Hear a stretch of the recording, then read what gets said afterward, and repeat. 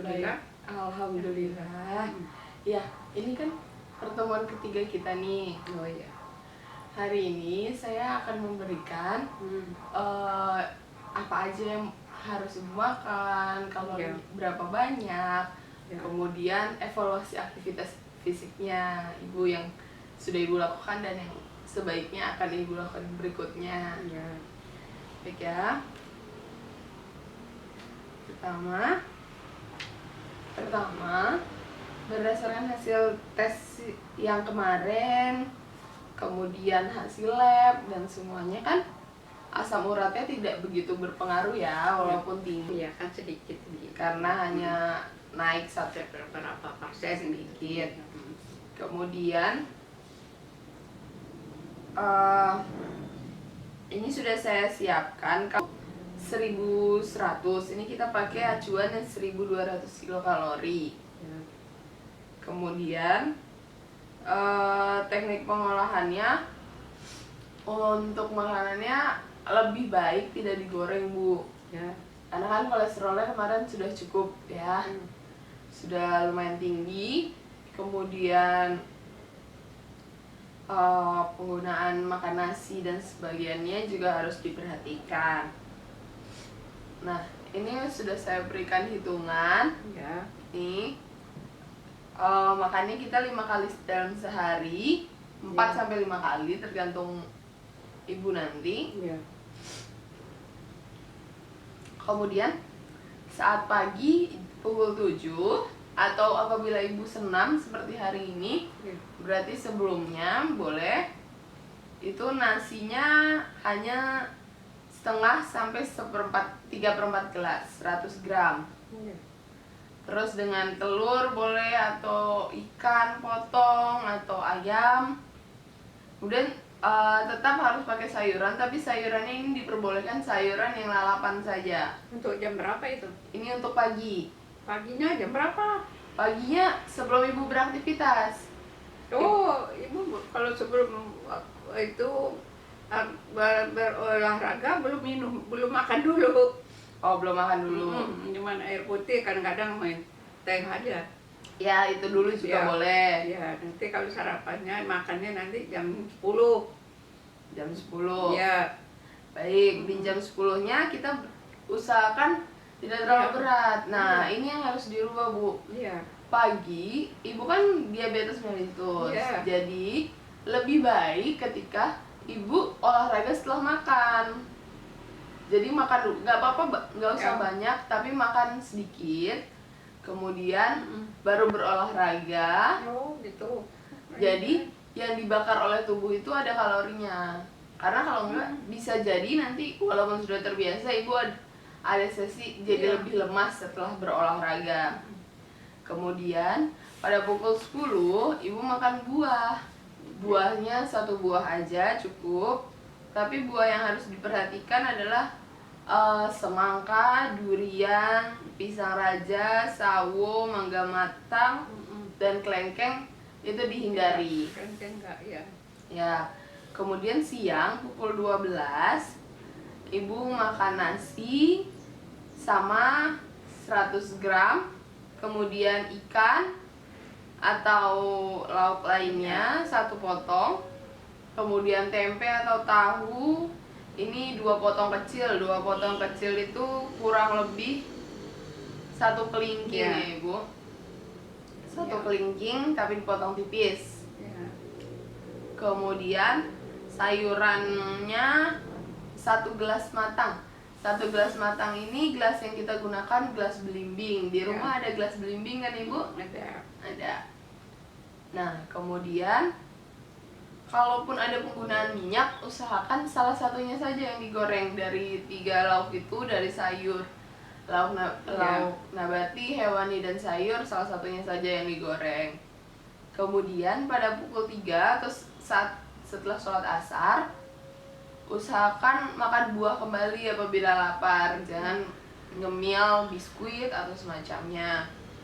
Kemudian sebelum maghrib seperti yang ibu biasa makan pukul 5, itu nasinya tetap 3/4 gelas, kemudian daging atau penukarnya 1 potong, tempe dan atau tahunya 2 potong kecil. Sayurannya itu sama, 1 gelas belimbing ya Ibu. Ya. Minyaknya pun sama, pilih salah satu yang digoreng, yang Iya. sisanya direbus atau dikukus. Kemudian saat malam hari apabila kembali lapar, Iya. bisa makan buah ya Ibu. Iya. Kemudian sayur A itu kita bebas memakan semua sayuran yang ada di golongan A. Sayuran A ini biasanya sayuran yang dia langsung dimakan atau tidak melalui pengolahan. Ya, Seperti lalap. ya lalapan seperti tomat, Ya. kol, kemudian atau yang waktu mengolahnya sedikit. Iya. Kemudian sayuran B ini sayuran yang biasanya kita masak sehari-hari. Ada bayam, Iya. bit, buncis, daun Ya. singkong Ibu tidak diperbolehkan ya. Hmm. Kemudian Orang. katuk, kucai, labu siam Ya, rebus siang. dan lainnya. Wortel. Ya, wortel boleh. Kemudian harap diperhatikan makanan yang tinggi lemak dan natrium Ibu. Iya. Seperti kue, biskuit, makanan siap saji, Ya. goreng-gorengan, ikan asin, Iya. dan makanan kaleng Hmm. yang biasanya ada di kaleng seperti kornet, Oh. sarden, dan lainnya. Iya. Emang itu nggak boleh? Dia mempunyai natrium yang tinggi, garam yang Oh. tinggi. Jadi, Ya, sarden itu. iya, sedangkan garam itu kan menyerap air. Nah, Ya. ketika Ibu makan itu Ibu harus lebih banyak minum airnya. Oh, gitu. Karena nanti Ibu kan udah insulin. Ya. Udah insulin atau Enggak pakai oh, insulin. tidak pakai insulin. Enggak. Berarti sudah gula, sudah punya resiko Iya. untuk ke komplikasi-komplikasinya ya Ibu. Iya. Kemudian ini bentar nih Bu, silakan dipegang dulu. Kemudian ini petunjuk diet untuk diabetes mellitus Ibu, ini Iya. sudah dijelaskan. Ada diet dan obat serta olahraga. Kemudian